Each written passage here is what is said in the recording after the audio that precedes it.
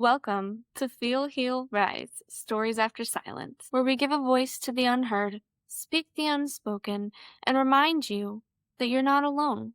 And what happens to you will never define you. I'm Erica Blake, and this is a podcast where I read real, anonymous stories of abuse, survival, and what it takes to heal. Today, we're going to do something a little bit different, and we're going to talk about something that affects all of us: relationships, red flags, green flags, and the things that we think are love. We're not just going to talk about romantic relationships. We're going to be talking about patterns and looking for signs. I'm going to start by saying most people don't go into a relationship knowing that it's toxic. If they did, they probably wouldn't go into it. Toxic relationships don't start with screaming and yelling, manipulation, control, hitting. It doesn't start that way. They often begin with excitement and that fresh butterfly feeling, just like you get in every other relationship. And that's why it's so difficult to recognize it sometimes. A lot of times we ask ourselves, why did we miss these red flags? How did I not see it? But most red flags don't show up all at once. Someone doesn't start controlling every aspect of your life all of a sudden. It starts really small. Maybe they just want to know where you are. Maybe they text you constantly. Maybe they get upset whenever you spend time with other people. And early on in the relationship, honestly, these things can feel really flattering. It can make you think that they care. But sometimes what we think is care is actually control. So there's a difference between I care about your safety and I need to know where you are every single second of the day. And the difference between I miss you and I don't want you spending any time with anybody else. Control can wear a mask. It doesn't announce itself. It's not showing up with a big red warning sign on top of it. It really disguises itself as love and protection sometimes. But a healthy relationship does not require you to give up your freedom. Another red flag is whenever you feel like you're walking on eggshells. Have you ever found yourself rehearsing conversations before talking to them? How are they going to react? Will this upset them? How can I say this so that they don't blow up at me? Should I keep it to myself? That's something that's worth paying attention to. In healthy relationships, you should be able to express your concerns without fear. You should be able to disagree, and you should be able to have difficult conversations. Managing somebody else's reactions and emotions is absolutely taxing and exhausting. And over time, it can make you lose your voice. Another red flag would be everything is somehow always your fault. No matter what happens, you always end up apologizing. You're apologizing for being upset. You're apologizing to reacting to the bad thing that they did. Apologizing for having needs. Apologizing for having questions. Apologizing for bringing up something that hurt your feelings. Eventually, maybe you start to wonder, am I the problem? Is it me? But accountability goes both ways. Both people need to take responsibility for what they did wrong. Healthy relationships involve two people sharing responsibility and caring about each other, not one person carrying all the blame. Red flag number 4, we have isolation. Honestly, this is one of the most common tactics of unhealthy relationships that we see.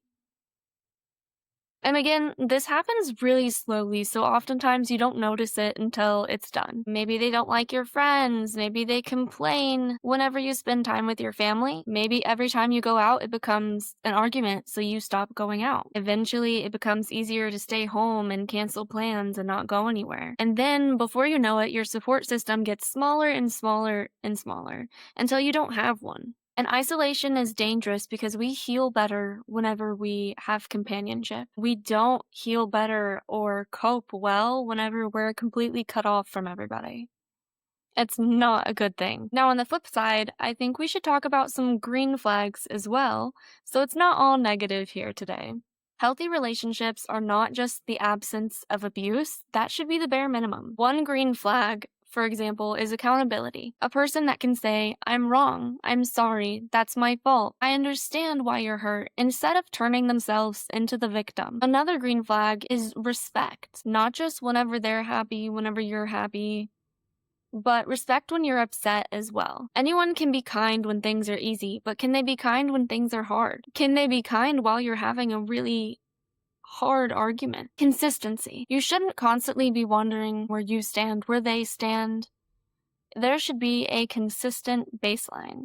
Relationships should feel stable. Not perfect, but they should feel relatively stable. A really big green flag that I love is encouragement. Healthy relationships and healthy people want you to grow. They want to see you do good things. They want to see you succeed in life. They want you to reach your goals. They want you to reach your dreams. They want you to be happy. They want you to be independent, and they celebrate your wins, and they aren't threatened by it. Now, whenever we go into a new relationship, it can be really hard to trust ourselves again. Honestly, that's one of the hardest parts, is learning to trust yourself again, because you're like, well, I didn't make a good decision in the past. How do I know I'm going to make a good one now, right? Maybe your instincts were ignored. Maybe you were too emotional. Maybe you've been told that you're too sensitive, too dramatic. And then someone convinced you to believe these things with your own eyes, even when they weren't true.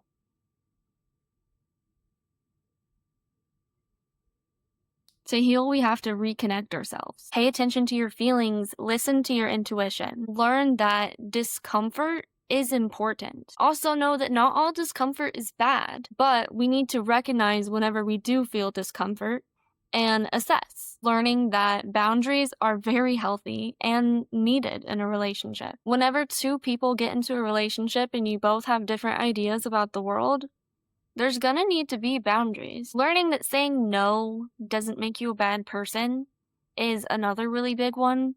Being able to say no, being able to stop apologizing for every little thing and saying, you know what, I'm allowed to not want to do this.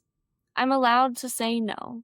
I'm allowed to choose myself, because you are. And most importantly, you do not have to earn love. Love is not something you earn. Love is not transactional. It is not something that you should be, oh, I need to do this so that I'm loved more. You should not be sacrificing yourself for love. I'm going to ask you a few questions at the end of this episode.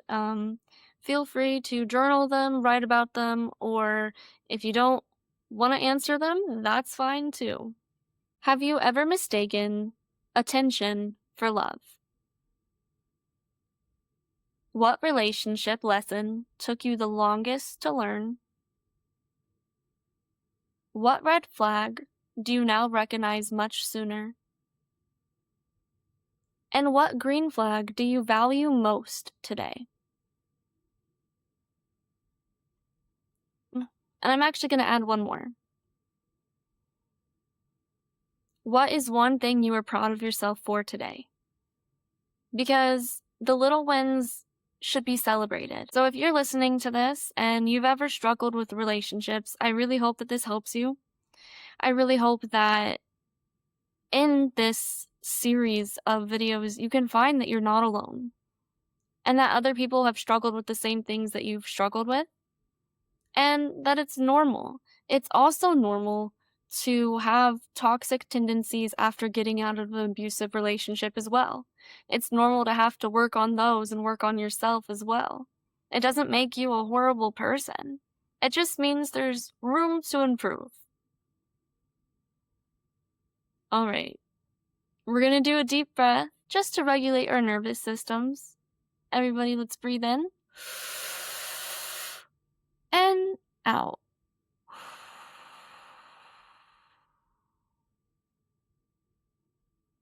I hope everybody has a good night or a wonderful day. If you have a story that you'd like to submit or a topic you would like me to talk about, you can submit it in the link in my bio or the show notes. We'll talk again soon. Thank you for listening to Heal, Feel, Rise, Stories After Silence. And remember, you're not alone, and what happens to you will never define you. Until next time!